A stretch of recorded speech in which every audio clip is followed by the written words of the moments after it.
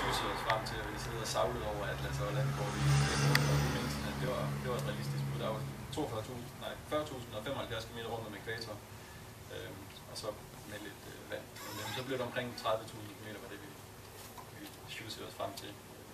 Men altså, den udviklede sig bare undervejs turen. Afrika kom lige pludselig ind i billedet på falderibet, og i Nordamerika cyklede jeg langt længere end jeg havde regnet med. I Sydøstasien tog jeg det her 5,5 måneders loop, fra jeg forlod Bangkok for at bevæge mod Saigon, hvor jeg var sammen med min familie, min søster, morfar og min søster i 12 dage.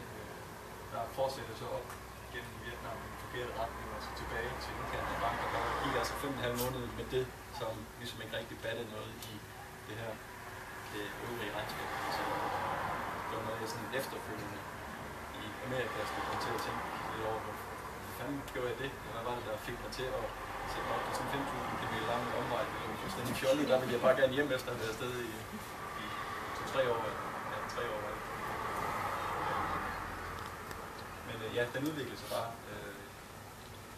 Så det var, jeg ser det egentlig som sådan en positiv tegn. Jeg synes, det var et helt fantastisk liv.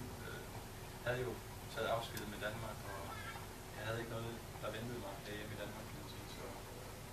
Så mere vil have mere på en eller anden måde, og så greb det bare om sig. Brugt 3 måneder hen over Stillehavet på forskellige stillehavsøer. Tonga, Fransk Polynesien og Påskeøen. Så det var heller ikke lige meget sjovt, som planlagt.